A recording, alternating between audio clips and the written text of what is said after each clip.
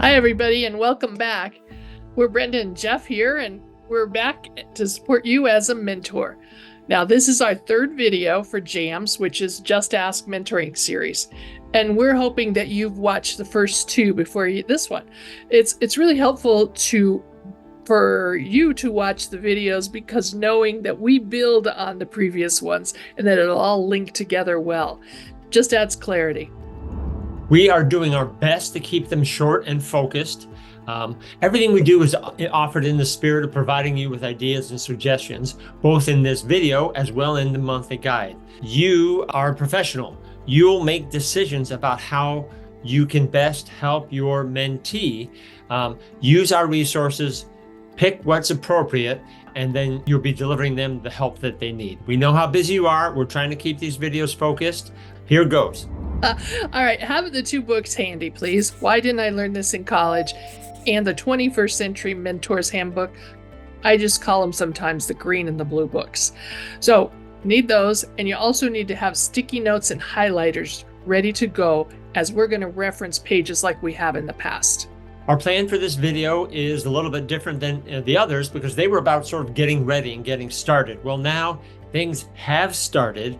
The honeymoon might be over and students might start to struggle. Sometimes when a student struggles, then a teacher struggles. That's what we're going to focus on in this video. We're going to first reconnect with last month, see how the classroom is doing, the systems in the classroom, the culture, and then we're going to extend that to those struggling students, those struggling situations, and how can we help our teachers through those things. We're going to give you a great tool, a basic tool, but super useful. How can we support teachers identify their support team? We're going to do a very high-level introduction into standards-based planning and what that is. We're going to suggest some ways to have a good relationship between the general education teacher and the special education partner. And lastly, we're going to end with some very specific time-sensitive tips about things you might encounter this time of year. All right, let's start with a little reflection. From month to month, you've been doing a lot of support of your beginning teacher or your teacher new to the school and to system. I'm wondering what you've noticed about the kind of systems they've set up. We did talk about setting up a positive learning environment and a productive learning environment. So how's it going? What might need to be tweaked? What might need to be celebrated? How's the culture progressing? What kind of signs are you seeing that there's a respectful learning environment in place? So bottom line is we hope you're figuring out ways to get into each other's classrooms so that you can see firsthand what's happening and also they can learn from you. I get it. It takes creativity and a lot of collaboration from the teachers that are around you to be able to cover classes and figure out times that you can get in.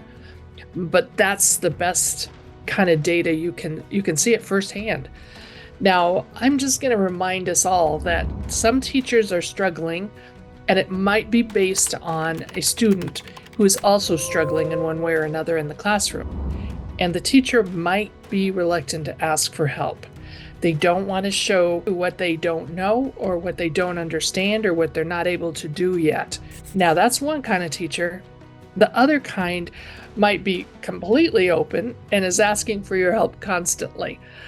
So regardless of the kind of teacher, those characteristics of your mentee, I think signaling right now that they need to reach out, ask for help because it's a sign of strength would be something that would be a great launch for the beginning of the year and into their careers. Yeah, think about the teacher who's new to your school, but is an experienced teacher who might be thinking in the back of their head, well, they picked me because I already know how to do everything. So they might even be a little more reluctant to identify a situation in which they could use some advice. So be on the lookout for that. There's a lot of what do you do when kind of questions that pop in at starting now or probably earlier. And I hope they are happening. We want them to ask you for help. Now, just 2 weeks ago, my grandchildren started school for this school year, and Bradley's a third grader, and his first day of school was kind of memorable to him. He came home explaining that there is a third grader in his classroom, a new student, who quacked his way through the first day. Now, I'm thinking quacked his way through the first day. He has a first-year teacher. And so it's a definite, what do you do when a child is quacking? And I being facetious there, but I had to laugh. It is kind of a big deal of your first-year teacher. What do you do when a student won't participate? A student's off task, or maybe somebody that quacks or seeks attention from the first day on. What do you do when a student can't or won't read, or is really disorganized, or that student is acquiring English as a second language and is very withdrawn? So what do you do when are going to be all around us right now? There's a great source of support for you and also for your mentee on pages 36 to 41 in the book, Why Didn't I Learn This in College? The Blue Book. So mark those pages 36 to 41 because they're great places to look for ideas.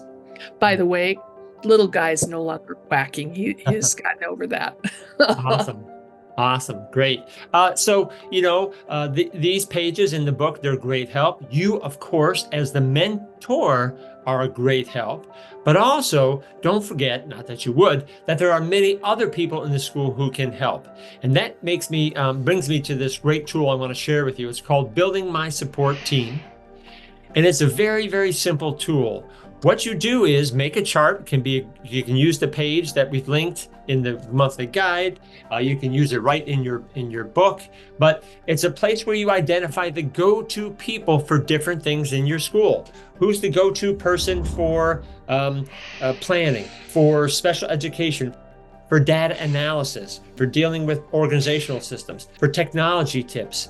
Work on this, complete this chart together, identifying the teacher and or the other resource person in the school and how to contact them.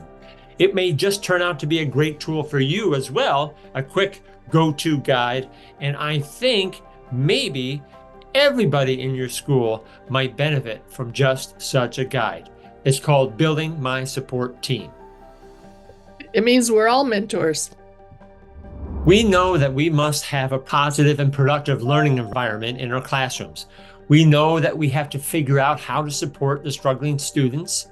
We need systems to manage these things, of course. But the best management program of all is a strong instructional program.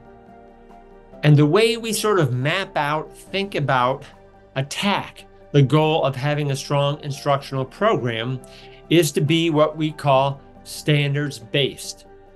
And then how do you translate being standards-based into actionable steps? Like, what would be a good scaffold to use to help keep focused? Well, I'm going to give a nod to Grant Wiggins, Jay McTighe, and especially Paula Rutherford.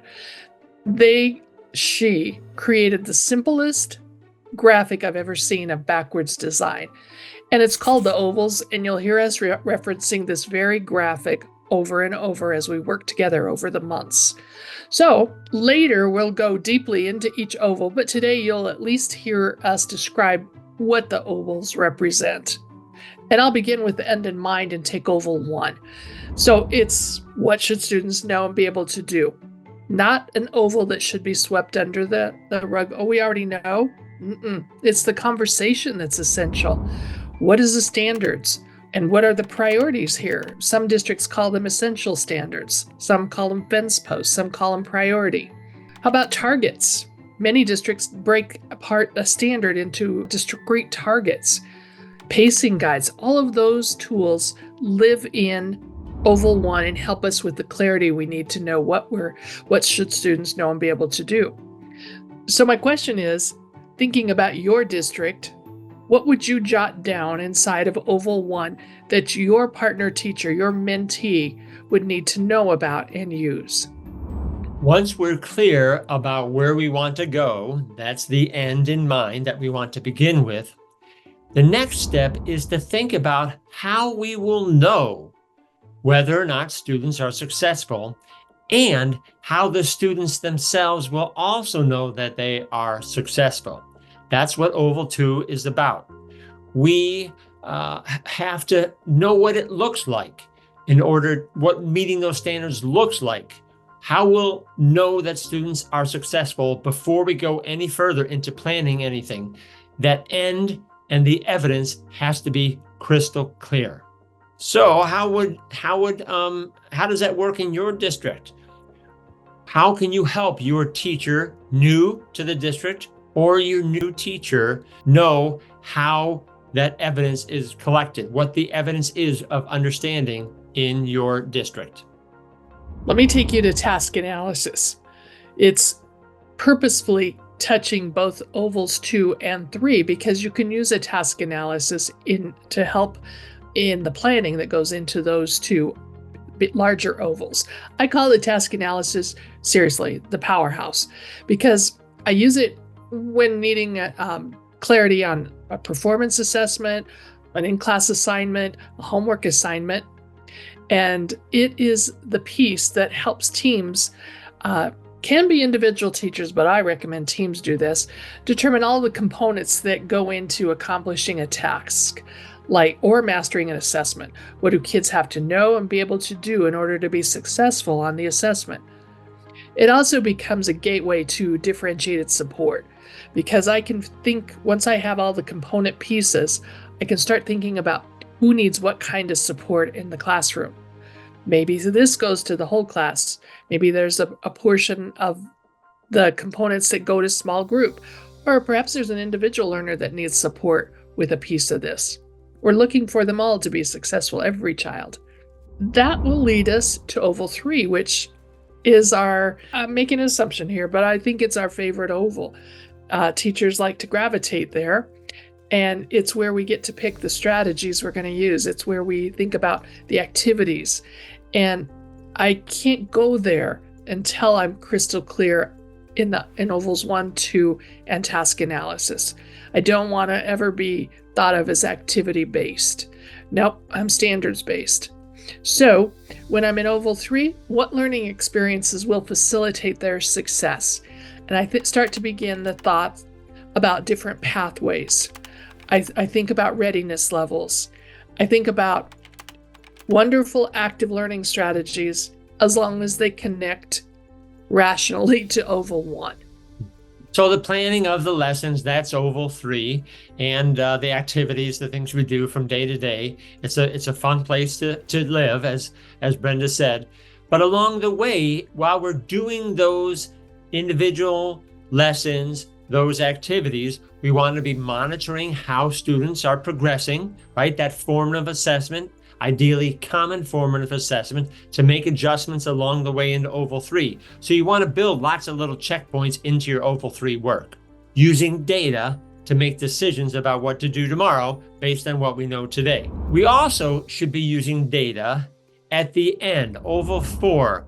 That's how we avoid Groundhog Day, by using data to analyze what worked, what didn't work, what should be changed for the future.